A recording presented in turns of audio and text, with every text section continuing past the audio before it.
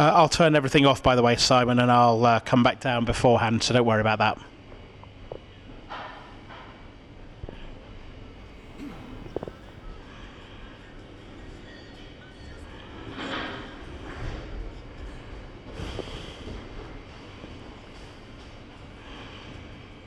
Okay, I assume it's about 15 seconds till you fade.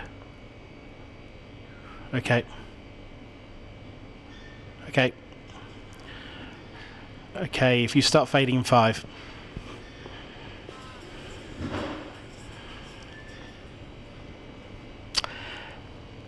Take that here on BBC Radio Lincolnshire 94.9 FM, also on DAB and on the internet. And don't forget that this debate is also going to be live with our colleagues that we're working with at the Lincolnite. So let's join the studio now, where Rod Whiting is going to be chairing an EU referendum debate.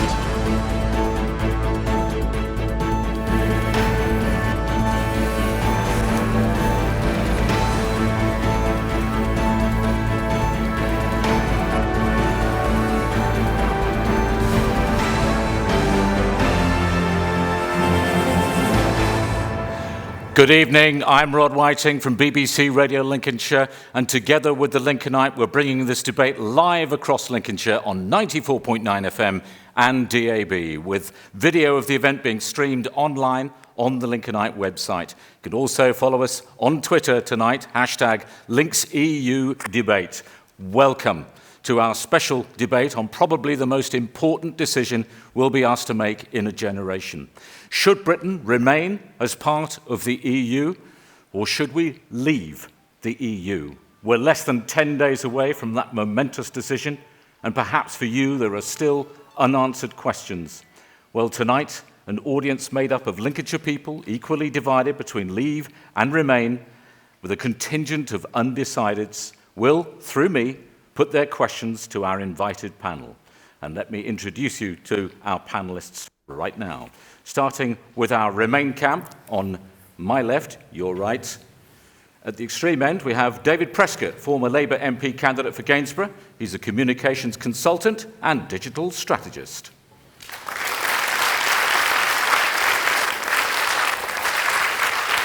In the centre, we have Sue Liebird, MBE, a businesswoman, advisor to senior business people around the world, and author.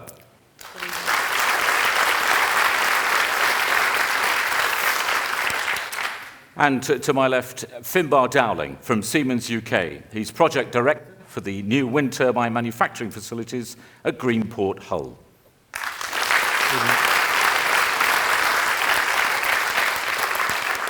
And on to the Leave campaign. To my right, Carl McCartney, the Conservative MP for Lincoln since 2010.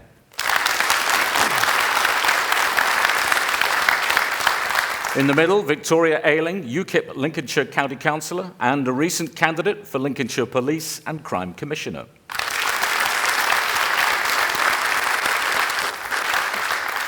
And on the extreme end there, on the end, Peter Davis, Lincolnshire businessman based in Louth. His company is involved in import and export of fresh produce across the EU.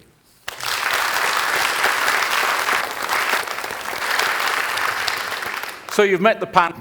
Let's get straight into the debate now, and we'll be asking our first question. But can we'll come to the undecideds a little bit later. Let's get straight on with our first question from Martin Green in Lincoln. Mr. Martin Green in Lincoln. Hiya. Having seen the growth in the city over the last 20 years and the investment, how will a Leave vote benefit me and the residents of the city? Carl McCartney. Well, first of all, the regulation that the EU imposes on us, there's 56% of our new laws every year is imposed by the EU. If we vote to leave on the 23rd of June, that will disappear.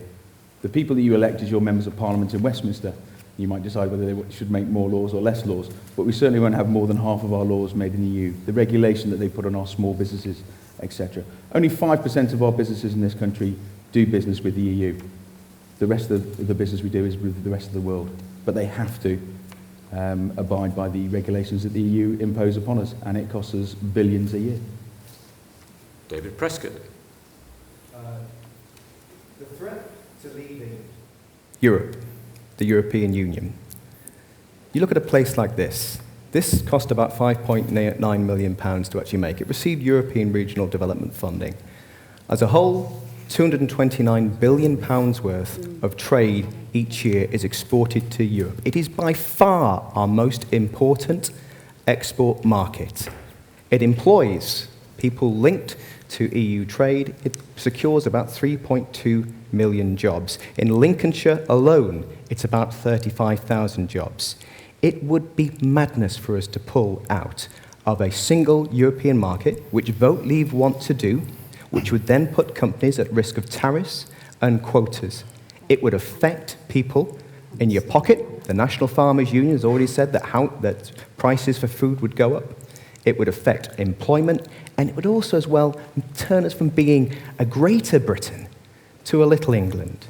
It is far better for us to collaborate as part of Europe, to lead in Europe and not leave it. Okay. Well, let's ask a couple of the business people that are with us on the panel tonight. Let me first go to the Leave campaign and to Peter Davis. What do you think? Well, I've just come back from Holland, where we have an operation. And last week I met with my Dutch counterparts, with my Belgian counterparts, and with my French ones. And obviously we've been debating what we're going to do should we decide to leave.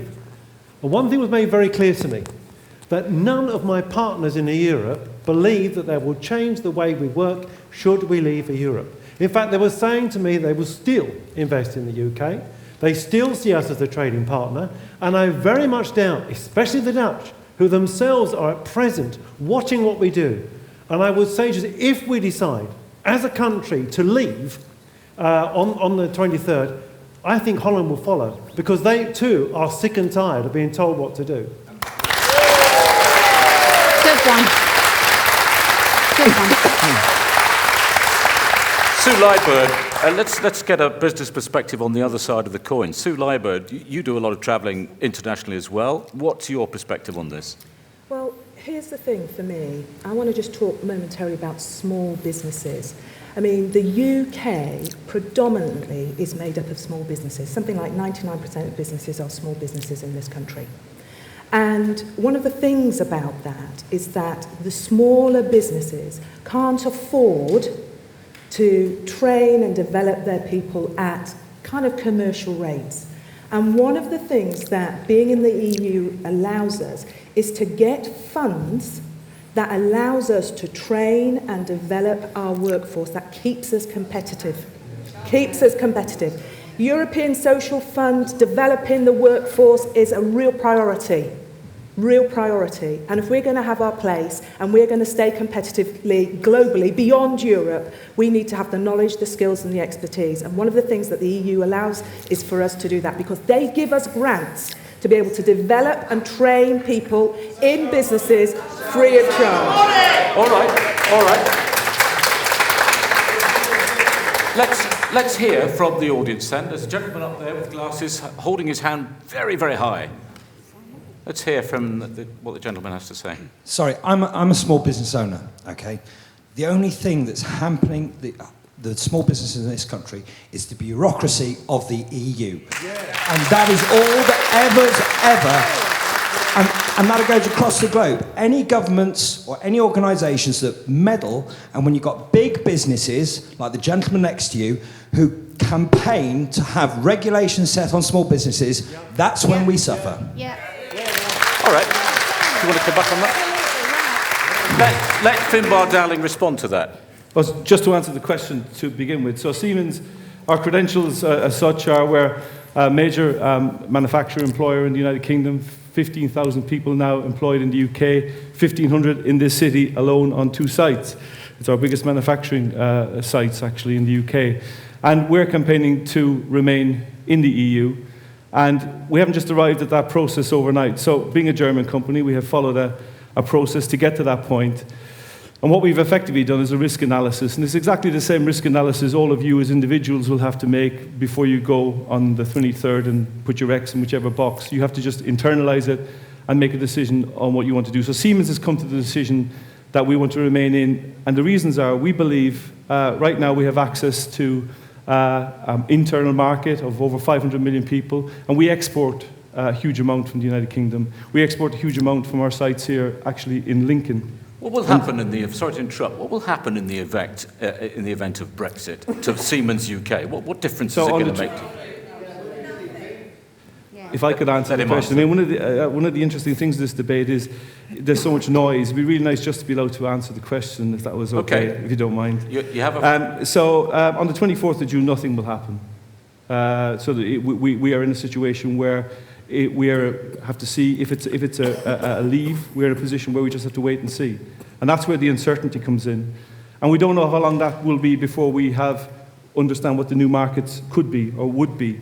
And that's the point of risk when you're taking a risk. It's the uncertainty is what you can't deal with. Okay. And it's the market uncertainty, and it's the uncertainty about where you can and when you can export and that gives us the problem. Okay. And we're just not prepared to risk that uncertainty. You mentioned uncertainty. We've got, I think, a couple of undecideds in the middle here. Let's hear from this lady here in the second row, please.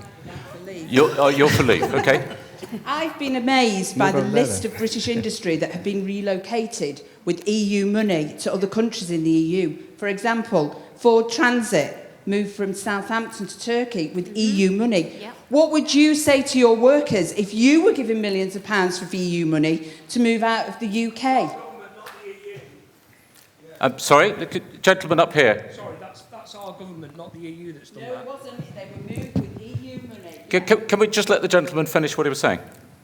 Apologies, but to me, that is our government of the time, whether that be Labour or Conservative, that has made that decision. Nothing at all to do with the EU. It is the EU. In Brussels. I'm sorry to say that, but that's my opinion, and I'll stand by that. Can I just bring Victoria Ayling into this? What do you say to that? It's been successive governments that are responsible. No, it's the European Union. And let's not forget, Siemens get millions and billions of European Union money to sell us... Please, one voice. And I'll come to employment in a minute. To sell us renewable energy, which causes our power bills to go through the roof. And an example of the knock-on effect, an example of how this in the long run costs jobs. Look at our steel industry, priced out because of the ridiculous fuel bills, because of these ridiculous subsidies. Victoria, the steel industry is not the fault of the EU. No, that was the Chinese steel. It is, no, because we cannot be... Can I speak, please? Please, one voice. We live in a democracy, I'll come to you in a second. Apparently. The steel industry was priced out by Chinese steel being dumped here because they can undercut us. But do you know what the knock-on effect is? Instead of having it in Scunthorpe and in England, they've moved it all to India. They are producing steel there, and we're importing it back to this country. Carbon, if you believe in climate change, man-made climate change, that sent the carbon emissions through the roof. Our steel industry is dead, and our jobs... What, Victoria, European Union renewable energy. What has China cutting its steel tariffs got to do with the EU? I'll tell you exactly what it's got to do with it. The negotiations from the European Union about our steel industry were done by a very low-grade minister from Luxembourg. What Luxembourg ministers know about the steel industry, I don't know, and totally mismanaged it. If we, on a World Trade Organization, had our own seat and did our own deals, which we can do, as we have done for centuries, and join the 47 other countries out there dealing with the rest of the world outside the EU, we would have a steel industry. It's great that we have a passionate debate, but can we please extend the courtesy of allowing people to finish what they're saying? Thank you very much. Can I now go to somebody on this side? The gentleman at the very back with his... Sorry to make you clamber over all those seats, Corazon. Gentleman at the back there with the scarf. I'll try not to make any rude comments about what you're wearing through the course of the... I'm just not going to let you get away with the steel. I've just moved to Lincoln, lived 30 years in Sheffield, lived through the demise of the steel industry. It was Conservative governments, it was Thatcher. Please don't give us this nonsensical rhetoric about China and India. It was the Thatcher government that undermined and totally decimated the Sheffield steel industry. Okay. Right. Carl McCartney, would you like to come back on this? Well, firstly, on that particular issue, I think the gentleman, with no respect whatsoever, is not talking sense at all. And in fact, it's very clear to see that under a Labour government, manufacturing in this country declined far, far more than it ever has at any other time. I'd just like to pick up on a point from Siemens, though. German companies are very happy with the way the EU operates. And in fact, it's very much like a Ponzi scheme. The German economy is based on them lending money to southern European states to buy the manufactured goods that the Germans and the French make. But as we all know, a Ponzi scheme is not perpetual. It will one day fall apart. That day is going to come very soon. Yeah. Right. Good one. Quickly, Finbar. We might have a German parent, but we're British. We've been here a long, long time, 140 years. We employ 15,000 people, 1,500 in this city alone. We're in it for the right reasons: ingenuity, engineering, innovation. Absolutely. We make unbelievable products. The products we make here have made for 60 years in this city. Unbelievable, world-class products, and we want to make more world-class products, and what we want are markets to ship them in. And it's interesting when people talk about China and China dumping steel and all that, but China keeps getting raised as one of the economies we want to do more with. So how are you going to do more with an economy where on one hand you're accusing them of dumping stuff? So look, just because we're a German parentage, we are a company that's been here a long, long time and want to be here for a long time more. And to do that, we need markets to trade in. We need that certainty, and that's where the risk comes in. I'm going to just take one more from this side. Your gentleman there with his hand up. Thank you. This is for Carl McCartney. You're the MP for Lincoln. I know you're from Birkenhead. I've lived in Lincoln most of my life, and for all that time, Siemens, through one guise or another, have been the largest employer in this city. Did you at any time ask them what they felt was the sensible approach to this referendum? Carl McCartney. Well, Siemens, as much as any other business, would have, as any of their staff or their employers, have all got one vote. That's the benefit of having a referendum. That's one of the reasons. Well, Okay. I've got about 5 seconds into the answer to my question. You're already shouting at me. You might have come here with some preconceived ideas. Maybe you should have an open mind rather than an open mouth. Okay. Is that the end? Well done, mate. Do you want to just respond to that? No, just respond to that. I haven't finished. Well, I've asked them to listen. Because we've got quite an interesting division of ideas here. An open mind that I am Lincoln through and through. I love Lincoln, and the question originally was about Lincoln. And as our MP, I just wondered if you had taken the time to ask the people in Lincoln who have some real influence and power what they thought before you opened your mouth and said you wanted to come out. Let Carl McCartney deal with that. I've knocked on very many doors in the 12 years since I came to Lincoln and was selected as the candidate back in 2004. I've walked the streets, I go in to see various businesses, various organisations right across the city. My door is always open, I answer all emails, telephone calls or letters that I am sent. I speak to business on a very, very regular occasion. But in this particular instance, it's not MPs' votes that matter, because we've only got one vote. The same as you, the same as all your supporters sitting on that side of the room, the same as everybody else here, and the same as every one of my constituents in Lincoln. Now, when I go out canvassing, I'm often on the doorstep, my canvassing team, and some of them are here tonight, will agree with me. I will speak to people and say, I'd much rather I preferred that you vote for me, but actually I prefer that you use your vote. In this referendum, I want to see the turnout. Over 80% would be ideal. I'd obviously like people to vote leave, but if they vote for remain, so be it. Have you consulted Siemens, was the question. I'm very happy to consult Siemens every time. So you haven't consulted Siemens? Well, no, as I say, if Siemens want to speak to me, they're very happy to, along with any other business. Siemens wrote to all their employees and told them how Siemens want them to vote. No, I'm fine. Sorry, you sent an email. You didn't write to them. Sorry, we did not write to all our employees and tell them how to vote.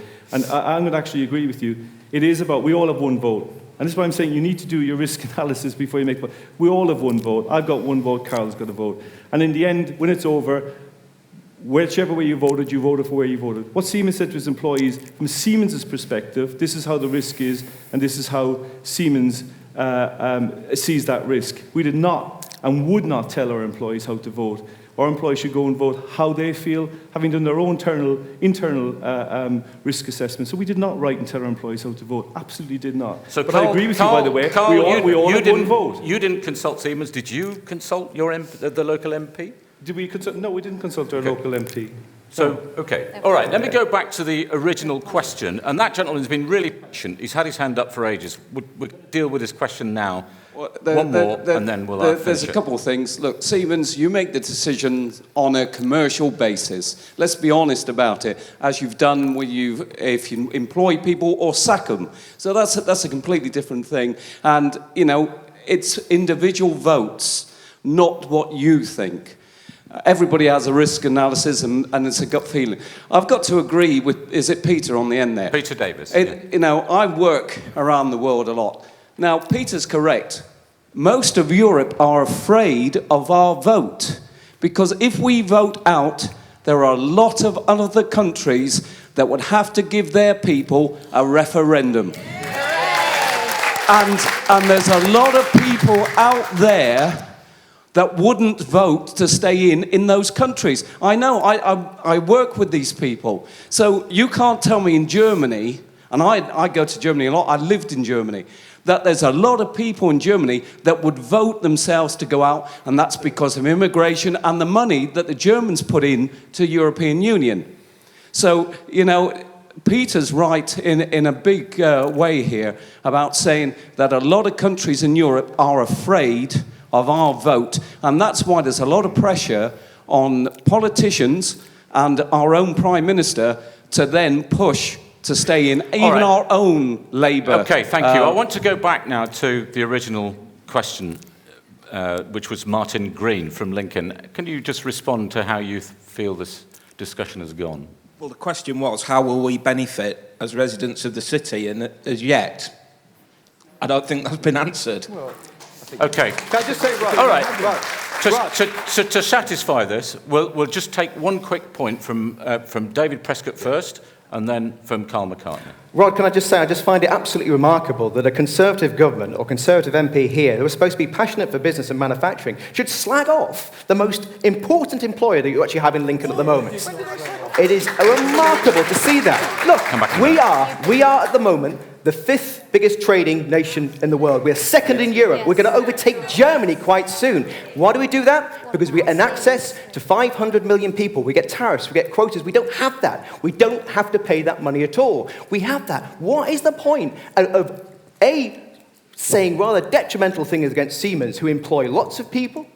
What is the point of actually coming out of a European Union and coming out of the single market where, my friend, we have democracy. We have democracy. You elect your MEP and you elect, and the Council of Ministers are elected as well. And they need 65% of the vote to pass I'm going to let through. Carl McCartney come back on this. We still haven't answered Martin's question. How will leaving the EU make my life better? I will come to Martin's question saying I have not slagged off Siemens at all. I might have had a go at the German economy and how it's run and what their basis of making decisions is, but I have not had a go at one of our major employers in the city. Martin, your question in a nutshell.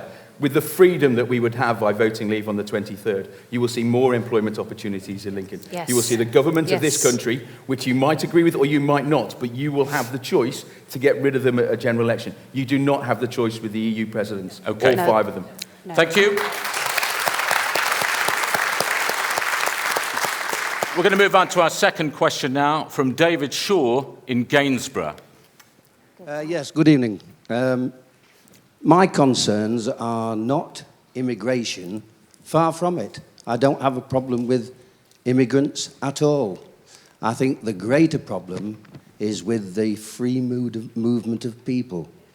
No control on our borders at all. I've been working out on the streets for the Vote Leave campaign for the last 2 months, and the number of people there, the people on the street, their issues include not being able any longer. I've actually spoke to these people, not being able to get their children into the school of their choice because of immigrants. So this lady from South Lincolnshire. The other problem, I believe, that with free movement of people is that just 2 seconds. The free movement of people, we've got cases of diseases reoccurring now in this country that were eradicated. South Lincolnshire has had a big increase in scarlet fever in the primary schools, and the lady out there was very concerned. What is your question that you want to put to the panel? Right. My question is that I believe that the resources that we've got in place in Lincolnshire are underfunded and cannot cope with the number of population that we have at the moment, never mind remaining in So your and opening the door. Okay, your to question, countless can thousands Lincolnshire's of- infrastructure cope with the projected Absolutely. increase in the population if we vote to stay in the EU? David It Prescott. appears to be not- Thank you. David Prescott. Firstly, sir, I understand your concerns about that, and for you to say the concerns that you actually have, it's not racist, it's not xenophobic to actually say it. I think the important thing about this debate is we have it, we've got to tackle migration. But look, they did a research and a survey by the University of Central London, and they found that between 2001 and 2011, the net contribution, that's the net contribution to our British economy by EU migrants was 20 billion. That's about 2 billion here. All these migrants coming over here and stimulating our economy. And I'll tell you what, the average age is about 26. They're healthy as well. They're not clogging up A&E. What they're doing is they're helping to pay A&E in the taxes and the national insurance that gets them to do that.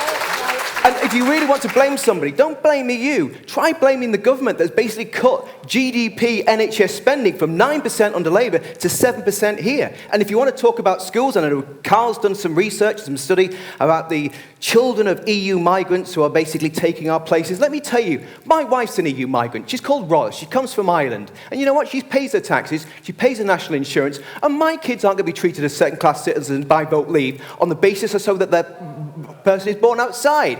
What you should be doing is asking why this government managed to cancel the Building Schools for the Future programme, which created the shortage of spaces which you have now. Can I just put a question to you, David?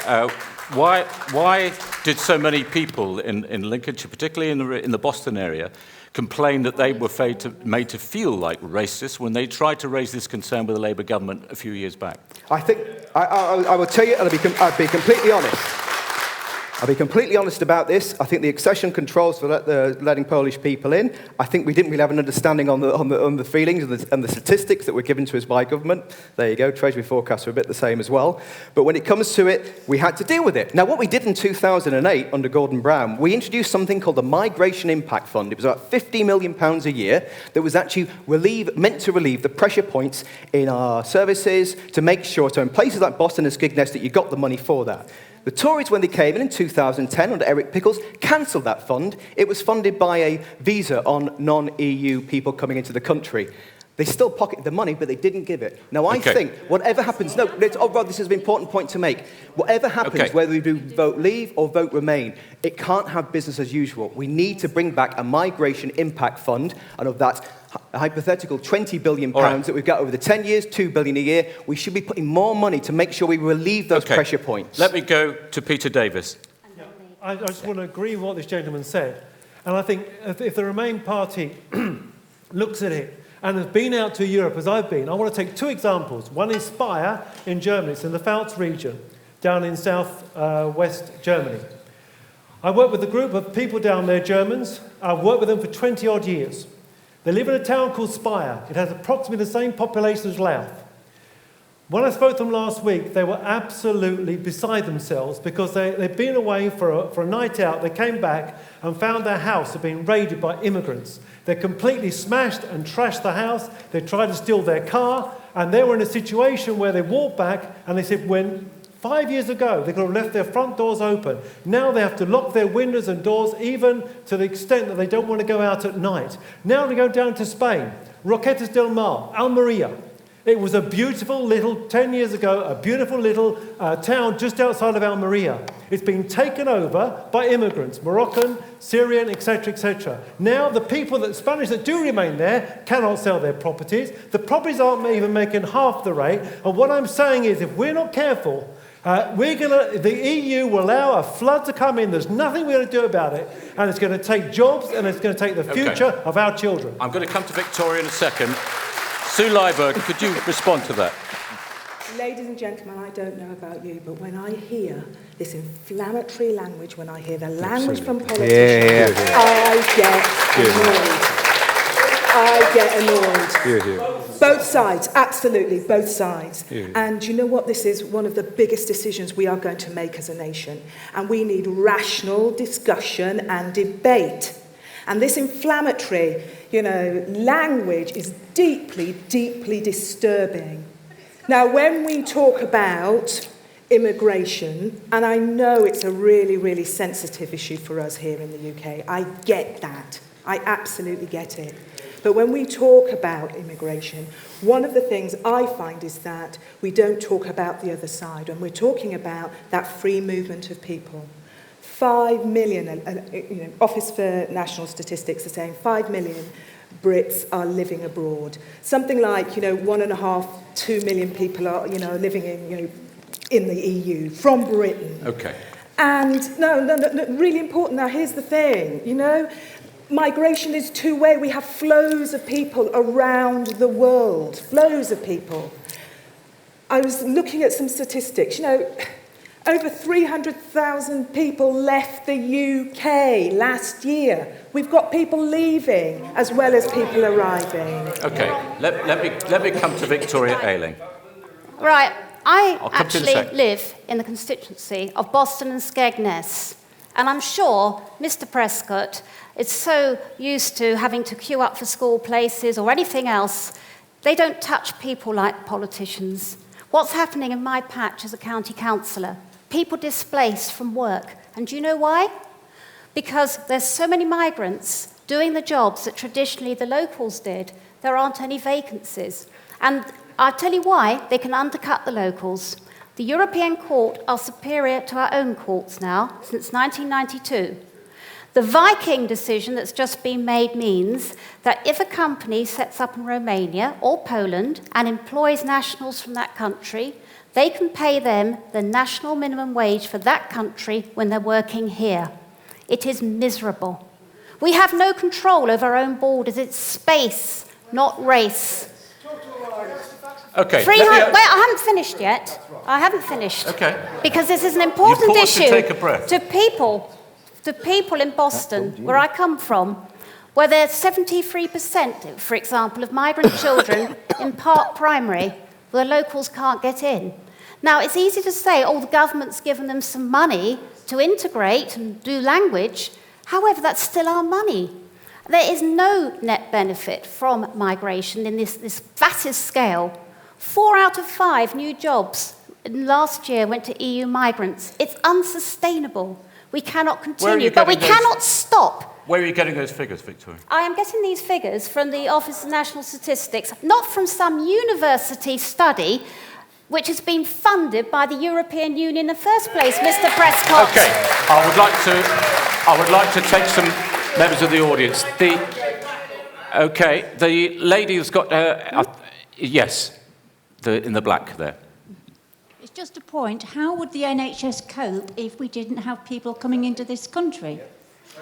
Yeah. Do you want to say that? NHS. How would we cope if we didn't have 130,000 people working in the NHS from the EU? Good point. The A&E departments are swamped where there are areas of heavy migration because they don't register with GPs who are also in short supply. We wouldn't need so many NHS facilities, therefore not so many staff. If you look at the health statistics, Victoria, they're actually swamped by the elderly, not migrants. I wouldn't say, no.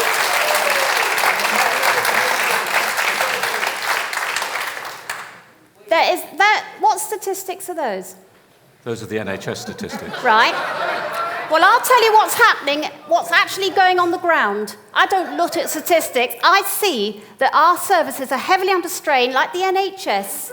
We would not need so many NHS services if it wasn't for endless migration from the EU. Gentlemen, and I don't think people like yourself or many people in the audience who can't see the problem have ever had to suffer on the receiving end of this.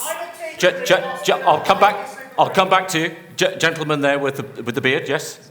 Thank you. I'd like to bring some facts to this because I do know something about the statistics involving migration.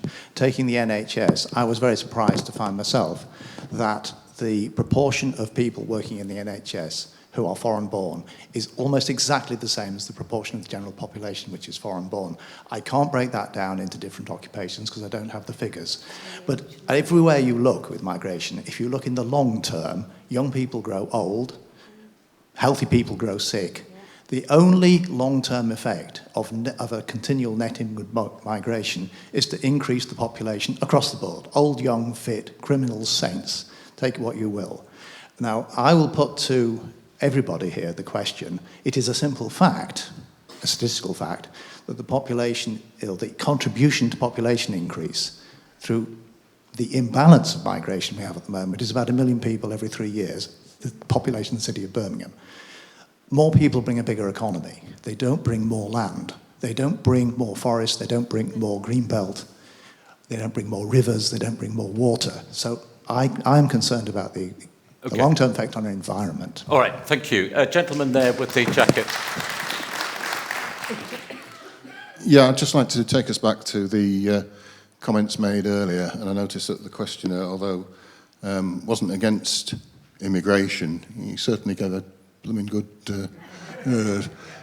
Anyway, you know, I mean, I have to accept that the Polish, we must agree, are a problem. I mean, they've been coming here for years. They came over in the 1940s. There were pilots, there were navigators, there were bombers, there were rear gunners. A lot of them gave their lives. A lot of them gave their lives so that we're in a situation where we can be having this democratic debate tonight. And I think it's very, very sad that we nitpick over certain people, over certain countries, and the way that they have come and they live here and they contribute. I deal a lot with Polish people. They all work. They're all honest, certainly the ones I know.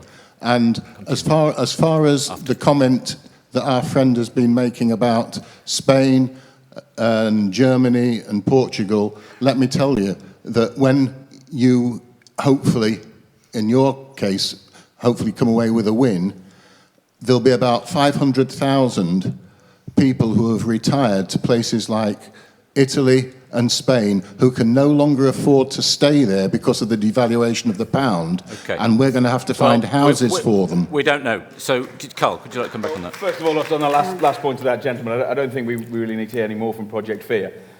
Ultimately, what we are saying from the Vote Leave campaign is that we want the freedom to control immigration. It's not that we're against immigration. So I'm very happy to have seen people from Poland. But actually, at this stage of where we are now, we have free movements of European peoples, but those pilots, those navigators, etc., from Canada, from Australia, from New Zealand, how easy is it for them to come into our country now? It's very, very difficult. It shouldn't be that way. We should be able to choose which people can come into our country because they should be able to be a positive influence on our country, not a negative one. All right. Good one. I understand. Could I just hear from the lady in red there? Because I understand that you are a Polish national, is that correct? I'm Lithuanian. Sorry, Lithuanian. I beg your pardon. Yes, I am an immigrant, been living here for 10 years. I've always worked. All my foreign friends and people that I know, they always worked as well.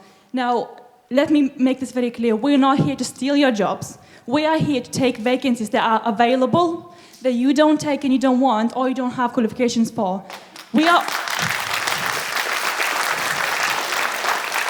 All we want is just to feed our families and have a better life, the same as you do. Okay, I want to go to this side. Gentleman here. I'll come to you at the end because you asked the original question. Gentleman behind you with the glasses. A point that hasn't been raised with regards to the number of immigrants that come. They come singly, and within 1 or 2 years, of course, they multiply when they start to have their own babies and families. Okay. Finbar Dowling. So, you'll probably guessed, I'm Irish. I came here 30 years ago, disease-free, thankfully.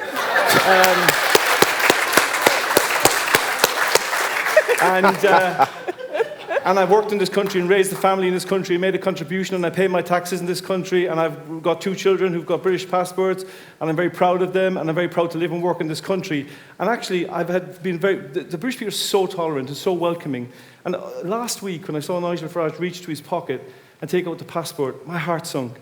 I felt all of a sudden, oh my God, I'm now not part of this anymore. I'm somehow different. Why am I different? There's no point scheme in the world that would have let me into this country. I came here at 19, but I've made an outstanding contribution, if I say so myself. I pay my taxes. What's wrong with me? Am I the kind of person you want out? Is it that lady? Okay. Is there something that we can be? Okay. Sorry, it is a little very bit... briefly, on a personal Victoria. level, is a little Very bit offensive, briefly. frankly. Is a little bit offensive. You should be careful with the language, Okay, please. very briefly. In defence of my leader, that was not the point he was making. He was worried about the 580 million people entitled with that passport to come to these shores. He was not attacking hard-working migrants who contribute... It's a different type of migrant. No, I'm talking about people like Finborough. There isn't a problem. Finbar. Finbar, sorry. There are 580 million people with that passport who are entitled to settle here. It is unsustainable, and I want to defend my leader and clarify exactly what he meant. Okay, I'm going to go back to the original question, which was, can Lincolnshire's infrastructure cope with the projected increase in the population if we vote to stay in the EU? Yes. It can. No, I'm 69 years old. And for the first time in a long time, 8 days ago, I had to make an appointment to see my doctor. I can see him at the end of July. Jesus Christ. Okay? Okay, all right, okay. This gentleman's been very patient. I will just give this chap a chance to speak because he's been incredibly patient. Thank you. I think it's quite easy for everyone to get extremely carried away with the debate about immigration. I don't think it's wrong to have deep concerns and anxieties, and also I think people can get quite carried away with labelling people as racists. So I've got one simple question for Mr. Prescott, and that is this. Do you honestly believe that the UK can sustain net migration of 332,000 every year? Yes or no? Good question. I think there's a migration watch said today about 250,000. No, let me say, look. Even if you cut EU migration completely, that no one can come in, not even Finbar. In Finbar, they'd probably send you back as well, even though you're Irish. Even if you did that, you'd be talking about 180,000 people from outside the EU who are already coming here that come through a point system. Now, it's worth to remember on this as well, is that Vote Leave have been quite disingenuous. They've actually been telling people from non-EU backgrounds to say, vote for us, because we can get the EU people out.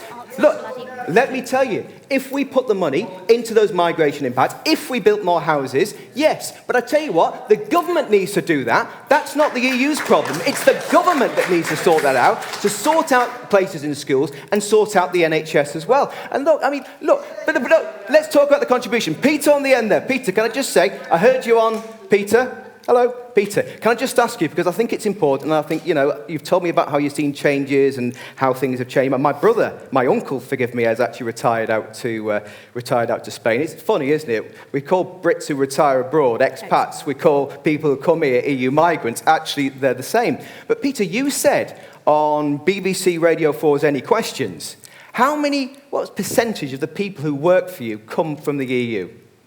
Well, if you're looking at the UK What's side, the percentage? Well, do you want just the UK or do you want the whole of the Europe? I think the figure you gave was the UK. The figure you gave was the UK. The percentage of UK being migrants. Do you want to just answer the question? It's 40%. Yes he said it was 40%. Is it yes or no? Peter, you yes said or no? Is it yes or no? Yes or no? To the question, can Lincolnshire's infrastructure cope with the projected increase in the population if we vote to stay in? But it needs funding. It needs funding to be able to do that. Traditionally, Lincolnshire has always had a problem about attracting people here as well, for GPs, and as we're seeing now, we're going over to get nurses into EU and out into the Philippines as well to fill those places. Yeah.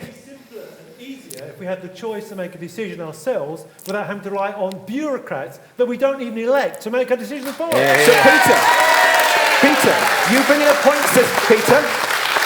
So if you bring in an Australian point system, right, so what happens? How many points do you give to EU migrants who are going to pick your fruit and veg?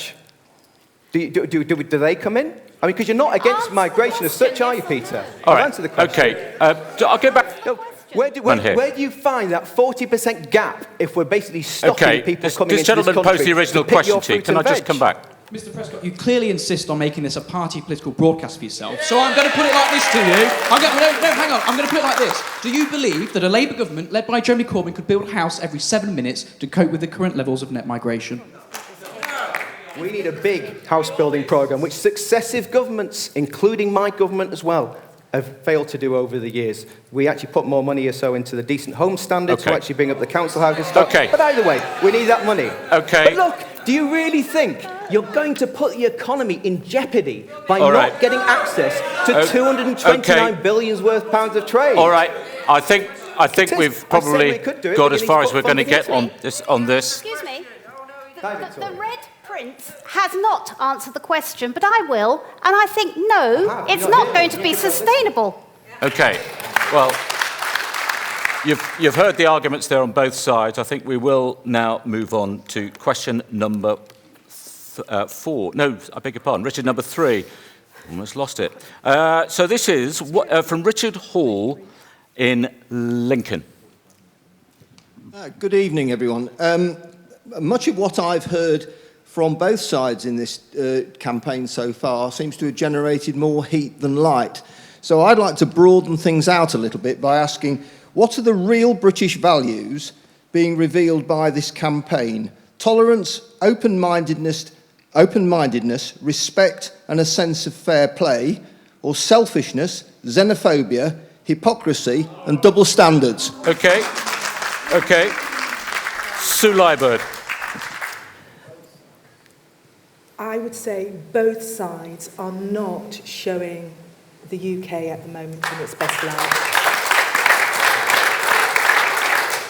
We are, I know the government tells us we're out of recession, but every single one of us sitting in this room knows just how tough life is at the moment. It's still difficult. This has been a really tough recession and it's still biting for most of us. We are sitting and we are watching, an awful, awful series of events taking place as we have this, wave of people coming from Syria, and that is frightening us.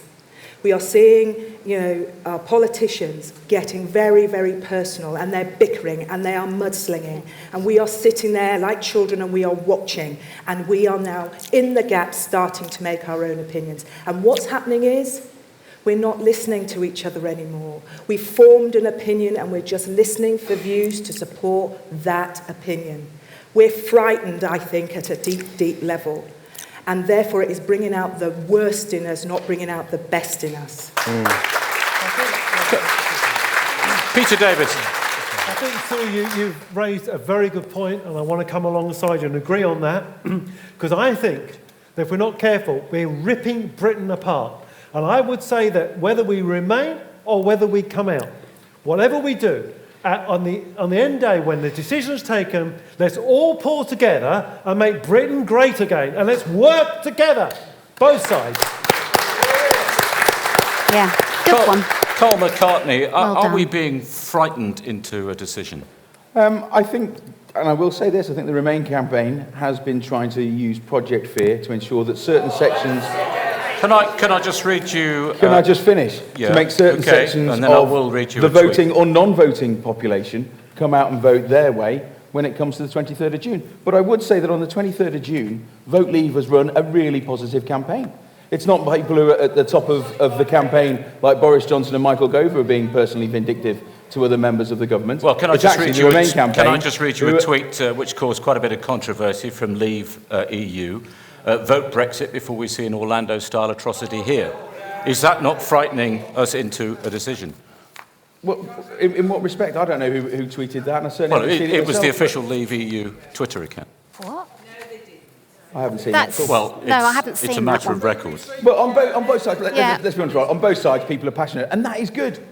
The worst thing would be if we had a referendum, and let's remember, I was one of 81 Conservative members of Parliament who got put on the naughty step for making sure that we had this referendum. Yeah, good and for I you, believe mate. the country needed to have the referendum, Yeah. whichever side that you decide to sit on, or whether you decide to sit on the fence. But ultimately, I think the hierarchy of my party thought there might be 40, 50 Conservative MPs who'd come out for Vote Leave. Actually, I think they were unpleasantly surprised. There was 140 odd of us, and I think there's probably another 50 who probably, when it comes to the ballot paper, will actually see that they'll be putting their cross in the second box rather than the first one. Okay.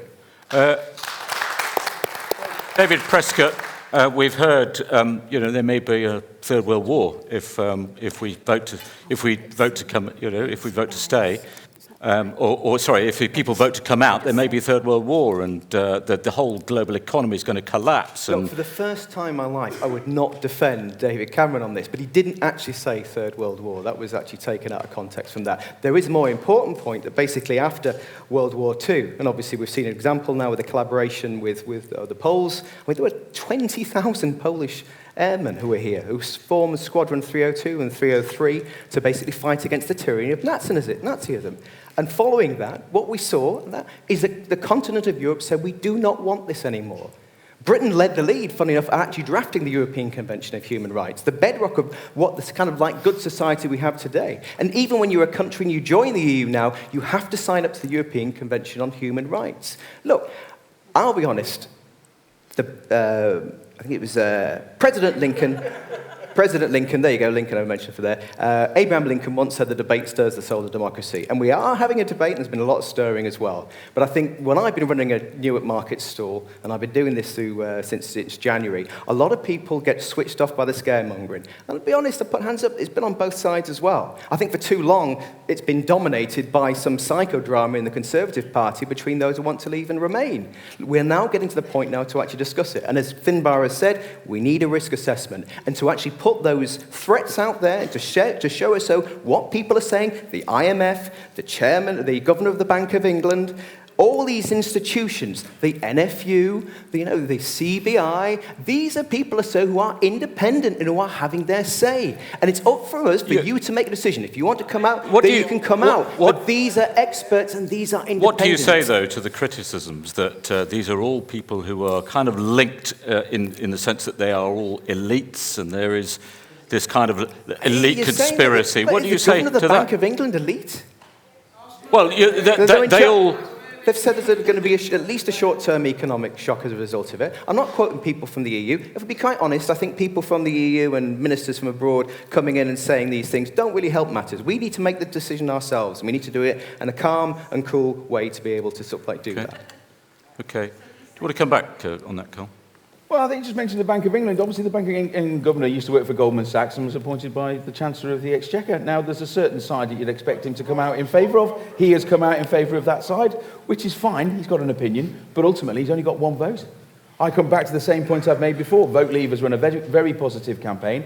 Everybody's got one vote. I think even people like Jeremy Corbyn and John McDonnell, who long have shown their Eurosceptic credentials, will, when it comes to the day, vote to leave the EU. And all credit to them, because that's the way the country's going. And in fact, most of the Labour voters across the country are going to vote that way, and all credit to them. Carl, I think we've all agreed there's been some pretty extreme said on both sides of the argument. Can I just ask you, how are you going to, when the dust has settled, whichever way we decide to vote, how are you going to work with the likes of Sarah Wollaston and David Cameron once the decision has been made? As I always have done. Obviously, the Conservative Party is a broad church. That's a well-used phrase. But ultimately, we have disagreements about all sorts of different parts of policy. Now, yes, the EU referendum is very important to the nation. It's also important to the Conservative Party and every elected member of Parliament. But ultimately, there's 90% of the other things that we do, which is like running the country in a good way. And I think we're on the right track with various things. And obviously, we'll carry on with that for the remaining just under 4 years of this government. So you'll have no issue with Sarah Wollaston, and you'll exchange pleasantries with David Cameron. I mean, you attacked him in the Commons last week. You were quite blunt with Sarah Wollaston on Twitter. I was, and 12 hours before, I was having a genial chat with the Prime Minister as well on the terrace of the House of Commons. Is it going to damage your influence as a local MP with the Prime Minister? No, I don't think so at all. I think the Conservative Party, as I say, is a broad church. We can have differences of opinion. I will differ with David Prescott about various things, and whatever he might say that I'll disagree with, I might also find that there's various things that I agree with him about. All right, let's go to the audience then. Lady there with the glasses, fifth row, I think fourth row. I feel sorry for all the voters because I've listened to lots of debates, and sometimes I think I've made my mind up and I know what I'm going to do, and then I listen to another one. And the MPs, they're all telling you lots of frightening stories, and it's really difficult for the likes of us to decide what to do because you're all at each other's throats, and it's not nice and it's not clever. Okay. Lady, Maggie, lady behind you there with a hand up. There is scaremongering on both sides, and I completely agree with the lady that's just spoken. The scaremongering is because actually nobody in this audience or on the stage knows what's going to happen. Now, I am the owner and a managing director of a company which trades with not only Europe but also the rest of the world, importing and exporting.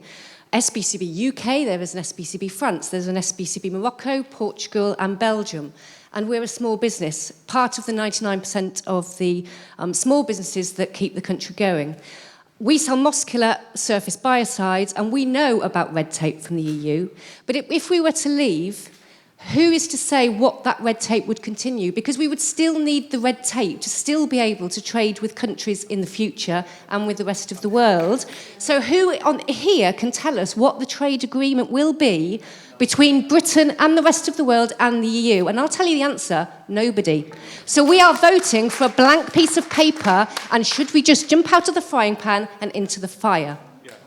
Finbar Darling.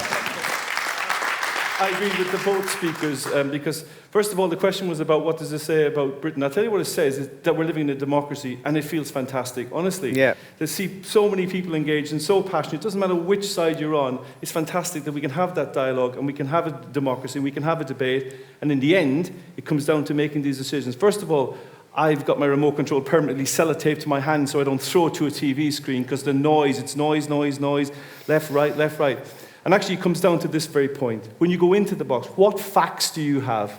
And the reality is there isn't a whole heap of facts. So then you have to internalize it and say, based on that, because there's so much noise, statistics this, statistics, there'll come a statistic from this side, counteracted by this, with a whole lot of hysterical debate around it. What you have to do is look at it and say, from your perspective, is this a risk that's worth taking or a risk that's not worth taking? It's as simple as that. And I wish there was a card you could pull either side and say, there you go, it's a slam dunk. It isn't a slam dunk. It's a democracy. It's a referendum. You have to do, it's just you. You've got to try and get the best information you can. You've got to clear back the noise and go in there, do what you can do in this country, which is great, which is vote, and make your vote. Can I go to Peter Davis on this? Because you're a business that trades internationally. I understand exactly where you're coming from. And that's why I was in Holland last week, because obviously we want to put in place the necessary protections, if you like, for our business. So I know exactly where you're coming from. And I'll be very honest with you, if I wasn't in business and I didn't see with my own eyes what's going on in Europe, I would have voted Remain. But the problem is I can't stand here and I can't defend staying in Europe when I see what's going on. Let me give you an example about businesses and how we're not on a level playing field. There's a German company, a German holding company, that has big business in Almeria, which is a growing area for cucumbers, peppers, etc. And they got a large grant from Europe to build new greenhouses. I went out there last year and they showed me the project. I went back at Christmas and I went back to see them. And I found out there's nothing being done. But I tell you what there was 4 new Mercedes cars parked in the director's spots. Now, they are using our UK paid tax money to fund brand new cars, and this corruption is widespread. If it's just one, I'd understand. I can give you so many examples of corrupt dealings. Well, let me just go to this side, and I'll come back to Carl. Gentleman at the back. And the question was about British values and what they stand for nowadays, what's being revealed about them. Up to the point that Peter Davis just spoke, I was tending to agree with him that there was more heat than light being generated and people needed to take more balanced decisions. And then he trots out some hypothetical, some allegory about EU taxpayers' money being spent on German cars. Well, don't we all? What I would say, however, is that from what I've heard so far, only Finbar has come anywhere close to answering the question I asked. I didn't want to listen to any more nonsense about the economy because as far as I can see, and I'm not an economist, but as far as I can see, we could be as well off inside as we would be outside. But what I do notice is this. The rhetoric that's been generated has, to some extent, explains to me at any rate, quite what was behind some of the appalling scenes that we saw in southern France this last week when Russian football fans, allegedly, and English football fans started fighting. Now, we know the Russians have a particularly right-wing view of things, and there are countries in the former Eastern European states who are also moving to the right. If we, as a country, break up the European Union as a result of exiting the Union on the 23rd of June, and those countries start to exercise their right to have referenda of their own, what is to stop those right-wing leaning governments like Hungary from seceding from the European Union? Okay. One of the strongest attributes the Union has achieved has been peace in Europe for 70 years. If we're going to end up with European states starting to defend their own positions and taking isolationist views, then I can't see that peace lasting much longer. All right.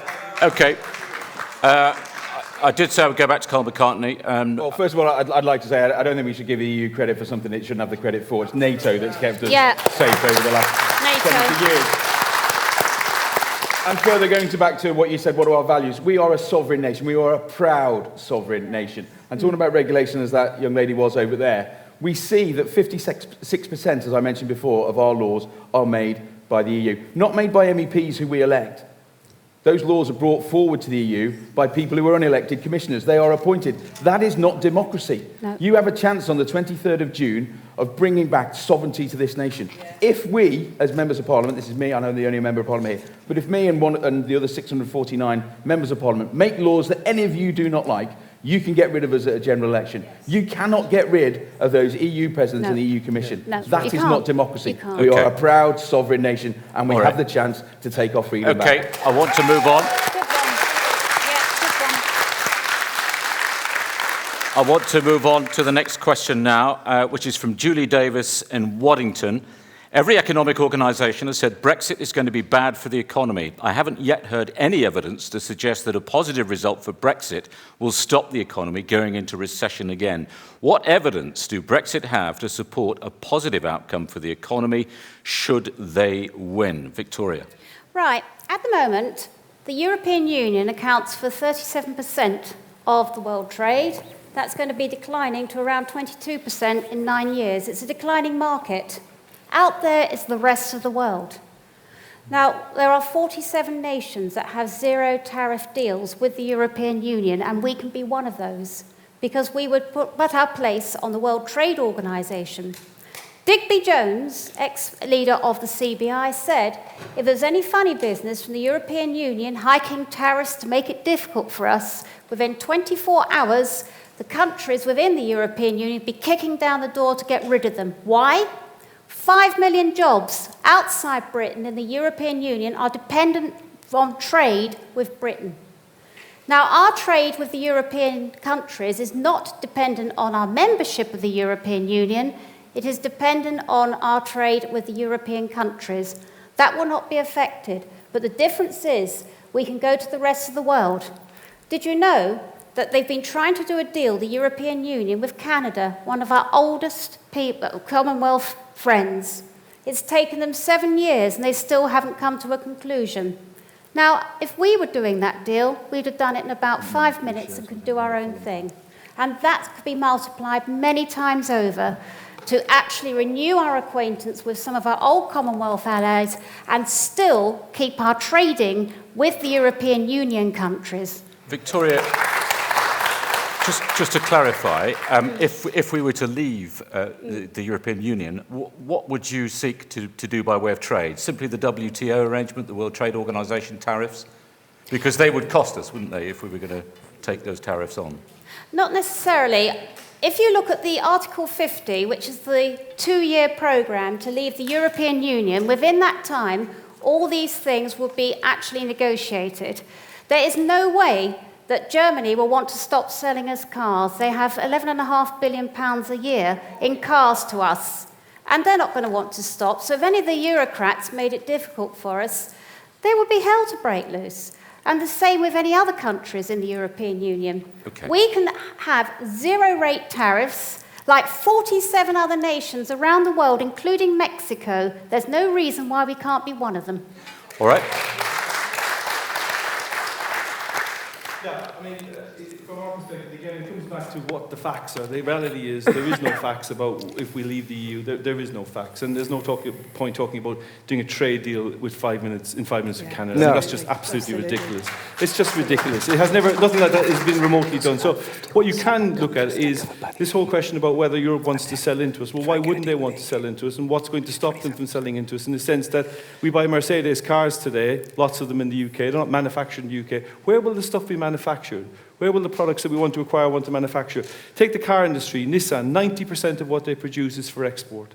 They export it out of this country. So we don't have a sustainable home market big enough to sustain some of these huge manufacturing. So they could quite easily bring it back to Europe. We'll still want to buy the cars. I mean, someone mentioned Ford earlier. What's the biggest selling car in Britain? Ford, I understand. Do they manufacture here?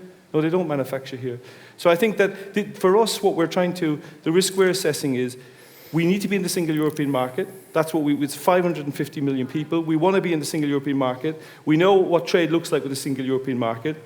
And what we don't know is if we leave the single European market, how long that will be disrupted for, or what even that might look like. And saying that you do know, unfortunately, is not true because nobody knows. Therefore, it's a risk, and that risk we have to factor in, and that's why we want to remain. This is all about risk management.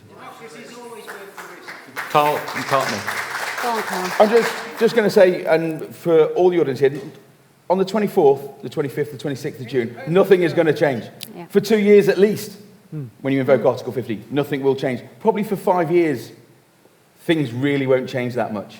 But what I will say to Finbar is, if we vote to stay in, if we vote to remain, what reassurance can you give us that the economy's not going to tank?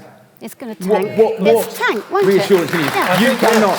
So don't say to me that if you vote leave, you don't know what's going to happen. If you vote remain, you don't know what's going to happen. But if you vote leave, your politicians in this country have the power to make decisions that affect you. We have the power to control our borders. What decisions? We have the power to do trade with any country we want around the world. What decisions will you make?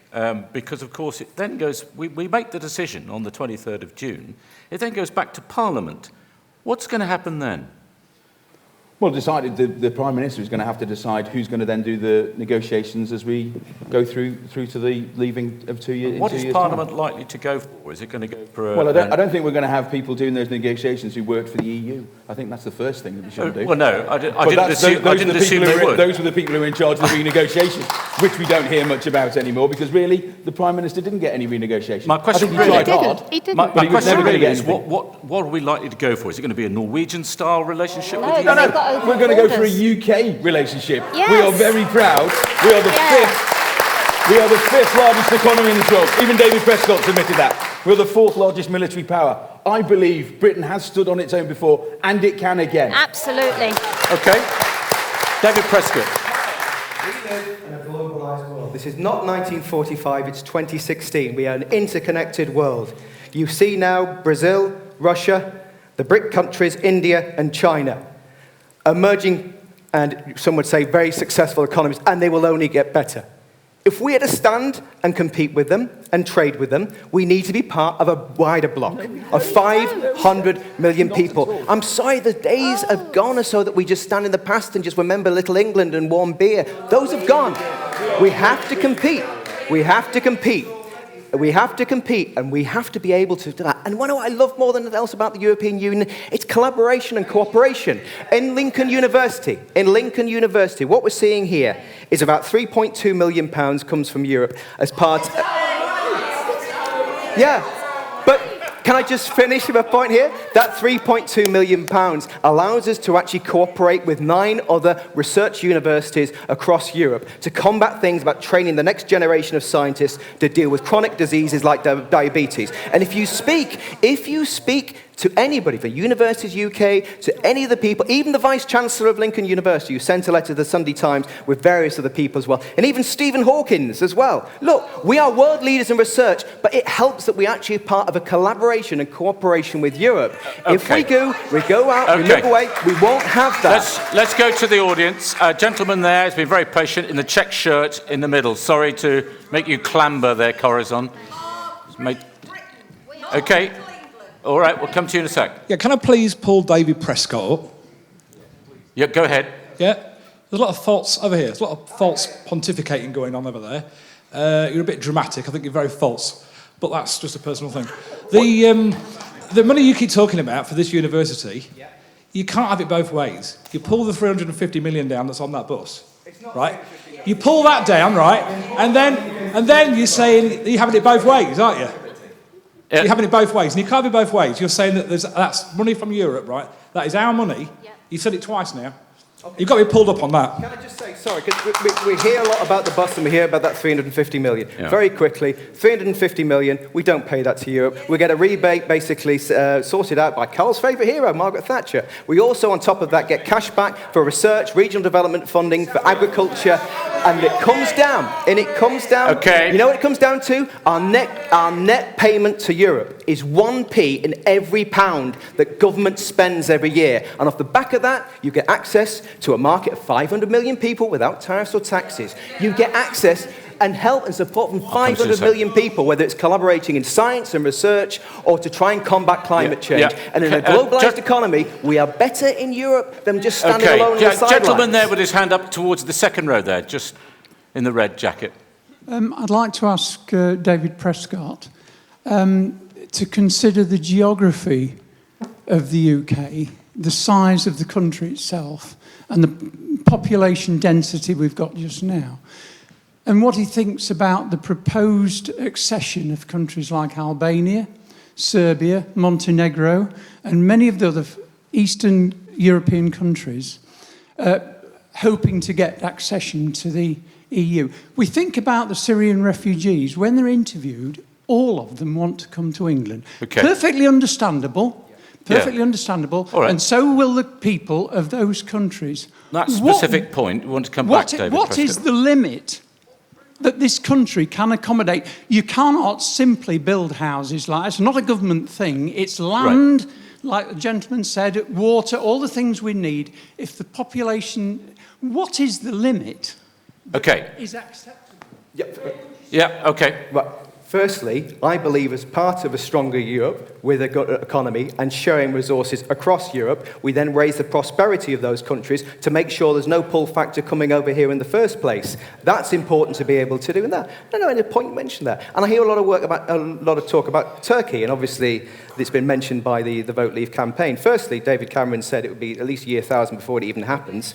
Already, well, let's just say, in the last 10 years, there's about 35 policy areas that they need to actually be compliant in to even get to the point of doing that. They've only done one so far, and that's taken 10 years to do. Okay. If it wants to get approved, it needs to get approved by each and every EU country as well.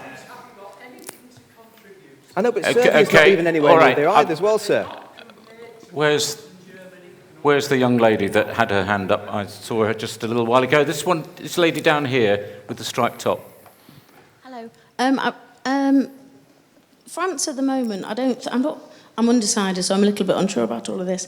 France at the moment don't seem to be very willing to be massively helpful about stopping immigrants from coming into England. What will happen if we do come out? Will they try even harder to stop them coming over to stop illegal immigrants? I'm just asking. Okay, and the lady behind. I just want to get another audience before I go back to Victoria. Oh gosh. I just wanted to bring it really quickly down to younger voters. I'm in my 20s and I have a 2-year-old son, a 4-year-old son. I've been a teacher for 10 years. I did my training at Bishop Gosseteste University. My husband works full-time in agriculture. We're paying our mortgage on a 3-bedroomed house in Waddington. My dad has taught me from a very, very young age that women vote. So I'm a big advocate of voters, and I asked tonight on Facebook if any of my friends would like to come with me. And as you can see, I'm solo. So I would really like to ask the two ladies on the panel, what does it mean for me if I vote in or out, negative or positive? I would just like something that I can go away with tonight to think about. Thank you.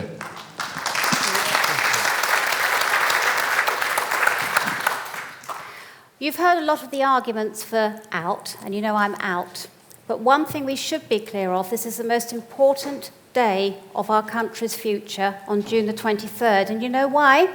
Because the European Union at the moment are putting through their parliament a law which says there can be no further referendums on our membership of the European Union. So this is our last chance to get out. And that's why I'm so upset that the place isn't full to bursting with people, as you quite rightly point out. This is a massive decision. It's our country's future, and yet it's half full. And you've got a very valid point. For your children, I'm a mother too. Right, a future. Could you just ask that again? Sorry, I really need something to focus on. You say my children, but... VAT. What? on ladies' sanitary products. Well, I'll tell you something. Carl's just passed something. VAT on ladies' sanitary wear, for example. We cannot reduce it because the EU won't let us. But on another note, which has been touched on by others, is the corruption. We put in 19 billion a year into the European Union. Of that, we get 9 billion back. All these grants for places like this. But we are told what we have to spend it on, when in fact we could use that money to spend it on what we choose, which would be far better, whether it's hospitals, nurses, or even potholes in our own roads. And another thing, just quickly, there has been no audit for 19 years with the European Union, and they're like a bottomless pit of our money. How much better if we could spend it on our people and go out into the world and increase our trade? Okay, all right. Sue Liebert. I'm talking to you and every single woman that has a right to vote. Our right to vote has been hard won over the years. A lot of people gave their life for us to be able to have a vote as women. So first of all, whether you vote in as women or whether you vote out, please, please, please exercise your vote.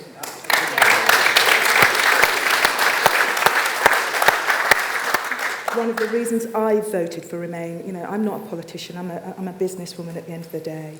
And one of the reasons that I have voted for Remain is for some of the reasons that your life situation is right now, and that is we do live in a truly interconnected world. We are a global village.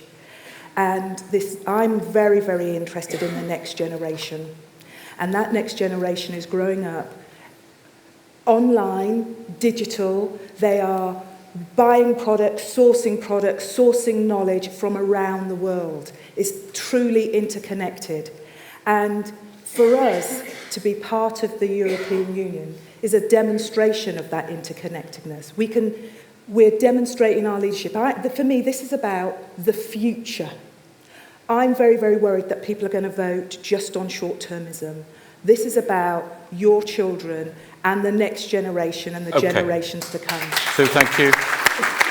Right, we're going to move on to the final question now because we are running short of time. I did want to get this one in. The lady there mentioned that I think you said your husband was in agriculture, is that right?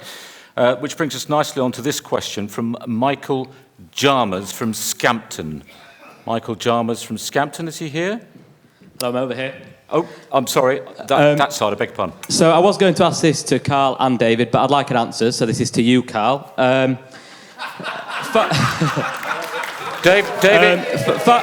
David will have a chance to respond. Farmers are currently relying on an EU subsidy, especially the dairy industry, which is in crisis in this country, not because of the EU, but because of the supermarkets. So we can't blame them for everything. But more red tape brought by the EU to this country is crippling British agriculture. How does the panel think that subsidies would carry on in this country? Would it be on a per hectare fee as it is now, or would it be on an insurance basis for poor market conditions, which the whole of agriculture is currently suffering now? OK, so how does the panel believe British agriculture would be affected in the case of the Leave vote, particularly on those issues that's been raised there? Carl? Before the mid-70s, farmers received subsidies from this government. If we leave on the 23rd of June, farmers will continue to receive subsidy from this government. But it will be direct. It won't go through the bureaucratic nightmare of the EU, who will decide where that money might go or where it might not go. We might see that our fishing industry comes back as well as our agricultural industry.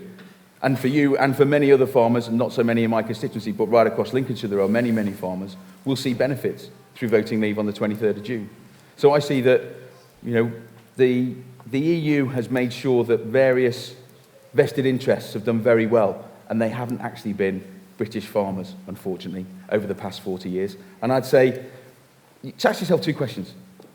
Over the last 40 years, are you happy with what the EU has given us? If you are, you will vote to remain. Fine. But we're not voting for the status quo. The second question you ask yourself is, are you going to be happy with 40 years of more integration, with a euro, with an EU army, with all the things that an EU superstate will bring? If you are, then vote remain. I will be voting vote leave because I don't agree with either of the answers to those two questions. I vote no on both of those questions. So like me, I hope many people will vote no on the 23rd of June. David Prescott. I think certainly in the last year we've seen something in the region of about £8.7 million for Greater Lincolnshire for agriculture, rural and agricultural development. Obviously you've seen the subsidies, and obviously we know that the National Farmers Union are supporting as well. The problem is we don't know. The problem is we don't know, and we can stand here and we can deliberate all night, but all we can do is give an idea. We can try and quote experts and be able to do that, but really, at the end of it, you have a choice between the status quo, which I think needs to be improved, or what is effectively a leap in the dark. We don't know. You either trust Carl, then vote for leave. If you feel as though it's too much of a risk to take, and if you agree with the National Farmers Union, then vote remain. I hope that's straight enough for you. Okay. I just want to come back to the gentleman. How do you feel about those two answers? It's just obviously a very uncertain time. Both answers very good. Helped clear up things in my mind. Well, let's open it up to the business people here. So, to Peter Davis. Yeah, somewhat a little bit more than a businessman. I'm actually a farmer's son, and I grew up in Essex, where we farmed mainly soft fruit, and that's what brought me into the import and export of fresh produce. What does concern me is that up to now, that farmers have got a fairly good deal out of Europe, but what has been hidden and put under the carpet, which I do not accept, is the fact that since there's been this referendum, and talk of referendum, the French and the Germans have pushed a situation under the table. And that situation is that they've said that the repayments and the rebates that our farmers get will have to change. Not just England, but also France and Germany. But it's been pushed under the table until the referendum's taken place. Now, what concerns me is that as a farmer, and farmer's son myself, that even if we vote remain, it's not going to be as we were, chaps. It's going to change. And what concerns me is that the rebates that the farmers are getting now will no longer continue the way we get. So are we going to be, again, doubly pressured with problems in Europe? I say, much better we take it back and we give the farmers what they have. Listen, we need to stand up.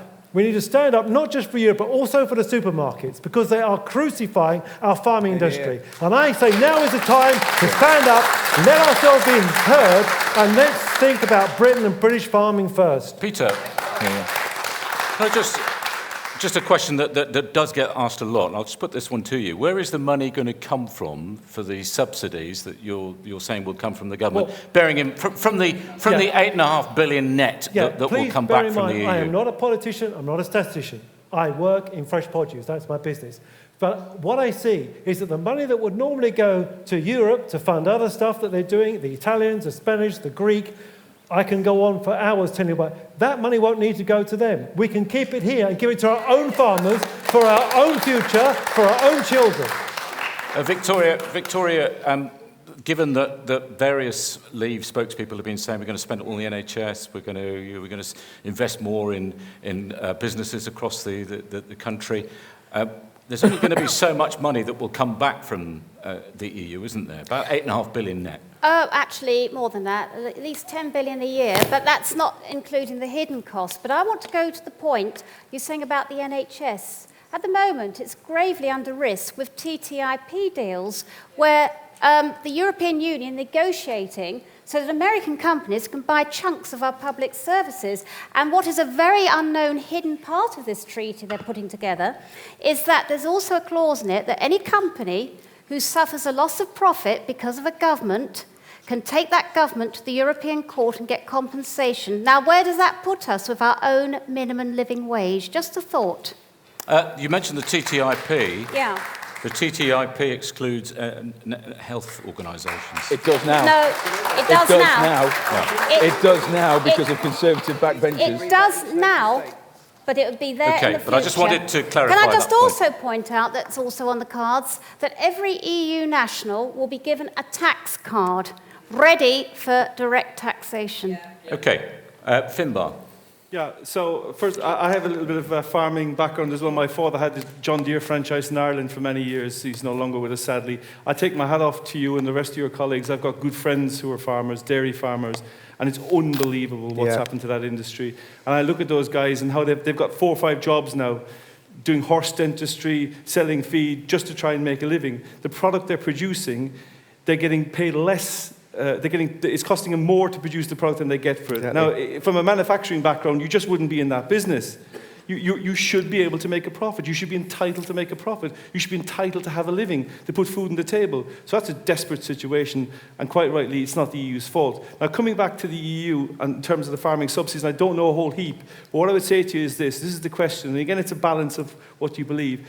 We're assuming here that all the money that this 8 billion a year that we give to net that we give to Europe, that's all going to be come back and distributed, and there's no effect from coming out of the single market. So it's a straight net.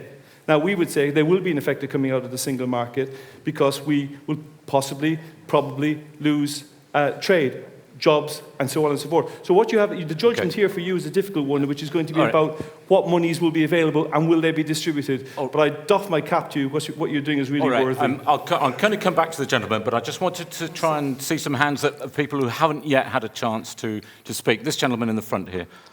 Thank you. I'm undecided, and I'm a lawyer, and I can see both sides. The regulation is a nightmare in certain areas, in some ways it's really good.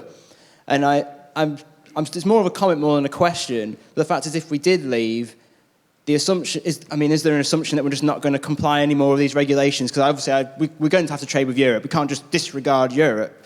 So we're going to have to keep the regs. You can't, until you trade, to keep in, you still have to trade, so they'll still be there. You can't just revoke all these regulations. That's just my observation. You can't just contravene them now just because you're not a member anymore. Okay. Well, all right, Victoria, want to come back on that? Very quickly. Only 6% of UK companies actually trade with the European Union, and yet every company in the UK is subject to all the red tape as if they all dealt with the European Union.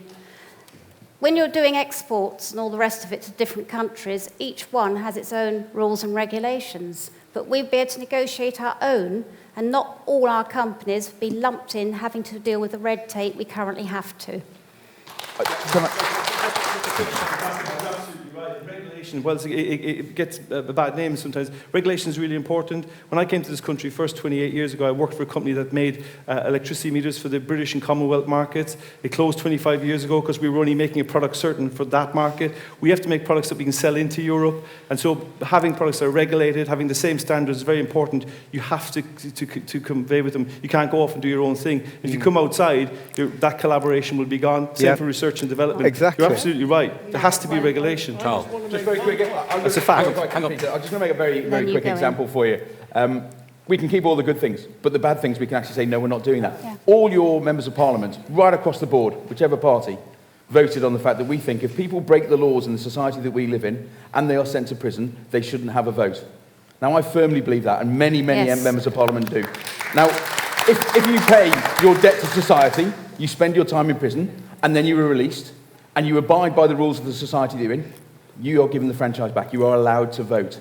That is the way that our country has worked for many, many centuries, and so should it continue. The EU want to say that all prisoners should have the vote. I don't agree with that, and the parliamentarians right across the political spectrum don't agree with that either. But the EU are going to force us to give our prisoners the vote. Okay, the lady in the floral dress. Thank you. Thank you. I'd like to thank Victoria for raising TTIP. It's not just TTIP, it's C to the Canadian deal and also TISA. But the key fact that you didn't mention is that our government is completely wedded to these proposals moving forward, and they will undermine the sovereignty of all future British governments. We will not, and talking about corporations, multinational corporations, the supermarkets, we will be giving them more power, and it's something that the EU, the socialist movement within the EU, has been fighting collectively, and it's only that voice that has been fighting that appalling move. Okay, the lady behind you. Hi, one of the ladies said about why it isn't full to the rafters here. And to be honest, I wasn't coming here. It was the last minute thing that I came. But to be honest, the reason I think it isn't full is because the people are fed up of listening to MPs and people really trying to gain things for themselves rather than giving us the straight answers of why we should be in or out. Okay, I just want to get through some more people in the audience. Gentleman there. To come back on the MP's point that looking forward going into Europe, that it wouldn't be the same ballpark and it would be more federal. What's Finn's take on that? Does he believe that we'd be looking at a more federal Europe going forward?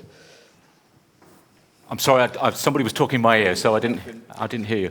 Would we be looking at a more federal Europe going forward? Is that also your belief? I'm not a politician, I'm a business person, and I don't believe that's the case. And earlier when people talked about... Sorry, I was asked the question. If you'd let me finish, it'd be really cool. Because like that lady said, I'm tired of the noise. I wish it was June 24th as well. So I don't believe so, but I'm not a politician. I can see, for instance, we won't be wedded any further to Europe, which is good. The stuff about the European Army, I can never see that happening from a UK perspective either. So, you know, I'm not an expert, but I would have said no, to be honest. But it's just my view.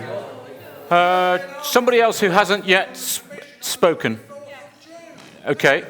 I didn't hear that. That was just noise to me. Apologies. Sorry. The gentleman here.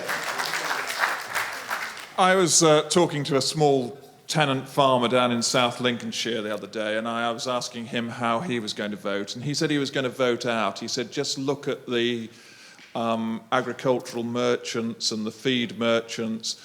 He said most of them are now multinationals, and we all know why that is. You know, the cost of plant biotechnology. You know, in the sort of Labour-led recessions of the 70s, you know, some of them went out of business and had to sell out. He said, I'm utterly fed up with these big corporations cozying up to Brussels. He said, I want to buy my grain and my feed from companies who I know the people and I know and trust, and I know that then there's no hidden agenda with Brussels. And we need a level playing field. I totally agree. I want to come back to a point because I still have the chance to say it. But if we do remain in Europe, then we've got to have a level playing field. And I'll give you an example. Why is it that our Dutch operation has a turnover nearly double what we do in the UK? Because we have grants and subsidies given to us by having an office in Holland that we don't get in the UK. Now, that's not right. We either have the same in Holland and the same in England, or we get out. Okay. That's a very good point. Well done, mate. Good one. I just very briefly want to go back to the person who made the original question. How do you feel now, having heard those arguments? I've got a headache. Still fairly unclear. It's obviously an uncertain time. I just don't think going forward the European Union is perhaps the right thing to do for British agriculture. Okay, all right. Well, that does bring us very close to the end now of our debate. I just want to get a sense of the undecideds. Can you just, if you were undecided when you came into the auditorium tonight, just give us a show of hands. Who was undecided? So, okay, hands down again. Who's changed them? Who's made a decision one way or another out of those who put their hands up just now? Oh, well, okay, four or five. Okay. Okay, if I say remain, put your hand up, of those, so two are saying remain, and presumably then the rest, the other three are saying leave. Okay, well, that's fairly well balanced. Let's just have a show of hands now so that we get a sense of whether the debate has changed your view. Those who would vote, based on what you've heard tonight, those who would vote to remain in the EU, show of hands. Nobody on this side at all, okay. Those who would vote, thank you, those who would vote to leave. One or two this side. Was that the case when you came in tonight? Pretty much, okay. I genuinely haven't made a decision. I will do that next week. We're about 9 days away, and then I'll make a decision. Well, that brings us to the end of our live debate. Now it's over to you. 10 days to go before you get to make your cross in the box. Remain or leave. If you'd like to hear this debate again, you can simply go online, bbc.co.uk/Radio Lincolnshire or The Lincolnite. website there. It'll be there for some time. Thank you, and from all of us here at the LPAC. I better just say to all of our panellists here, David Prescott,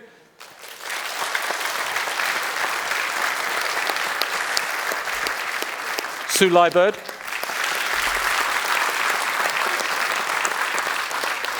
Finbar Dowling,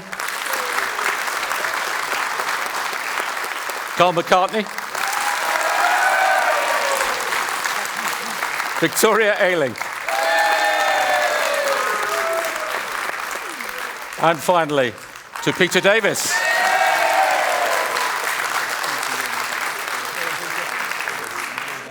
Thank you very much indeed, and from all of us here at the LPAC, a very good night to you.